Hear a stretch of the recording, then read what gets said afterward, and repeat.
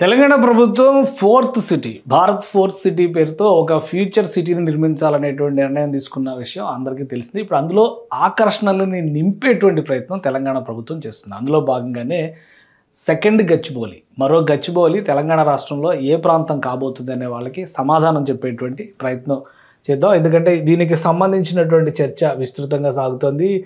Regional ring road చుట్టూతా వచ్చేటువంటి మార్గంలోనే 4వ సిటీ, ఫోర్త్ సిటీ అభివృద్ధి కూడా జరగబోతుంది అనేటువంటి సంకేతాలు చాలా స్పష్టంగా కనిపిస్తున్నాయి. ఇక్కడ చూస్తే కనుక ఈ రెడ్ మార్క్లో కనిపిస్తుందంతా కూడా దక్షిణ రీజనల్ రింగ్ రోడ్డు. దీనికి క్లియరెన్స్ వచ్చేసింది. ఇక పనులు ప్రారంభించే దిశగా అడుగులు వేస్తుంది అధికార యంత్రాంగం. పూర్తి స్థాయిలో డిపిఆర్లు అన్నీ కూడా కంప్లీట్ అయిపోయినాయి. విలేజెస్కి సంబంధించిన నోటిఫికేషన్లు కూడా వెళ్ళినాయి. కొంతమంది విలేజర్స్ భూములు ఇవ్వబోమంటూ కూడా కొన్ని ఇష్యూస్ జరుగుతున్నాయి. అయినా కానీ అభివృద్ధికి సంబంధించినటువంటి నిర్ణయాలు తప్పనిసరిగా ముందుకెళ్లాల్సిన పరిస్థితి ఉంటుంది. కాబట్టి ఇక్కడ దాదాపుగా అదే వాతావరణం కనిపిస్తుంది. ఈ క్రమంలో చూసేటువంటి పరిస్థితిలో ఒక సెంటర్ పాయింట్గా ఇక్కడ కనిపిస్తున్నటువంటి ఒక ప్రాంతం సెంటర్ పాయింట్గా కనిపిస్తుంది. ఆ ప్రాంతం పేరు ముచ్చెర్ల. ఫార్మాసిటీకి సంబంధించినటువంటి క్లస్టర్ కింద దాన్ని డెవలప్ చేస్తామని చెప్పని రాష్ట్ర ప్రభుత్వం చెప్పింది. అదే తరహాలో అది రీజనల్ రింగ్ రోడ్డుకి లాస్ట్ ఎగ్జిట్ పాయింట్ అయ్యేటువంటి అవకాశం ఉంటుంది. కాబట్టి దీన్ని కేంద్రంగా చేసుకుని అనేక ప్రాజెక్టులని తెలంగాణ ప్రభుత్వం అనౌన్స్ చేస్తుంది.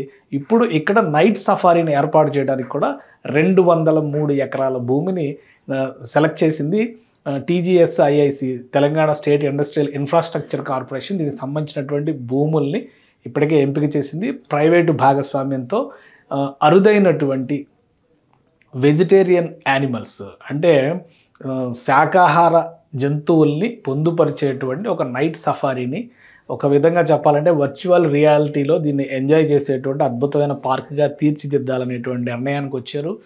వర్చువల్ రియాలిటీ వలన ఏంటంటే జంతువుల మధ్య మనం కూడా సంచరిస్తున్నంత అనుభూతి కలుగుతుంది. అలానే Jurassic park, age old technologies, గత కాలంలో అక్కడ ప్రకృతి ఎలా ఉందో అలాంటివి సృష్టించేటువంటి ప్రయత్నాలు, ఇలా చాలా గొప్ప గొప్ప విషయాలన్నీ కూడా ఇందులో పొందుపరిచారు.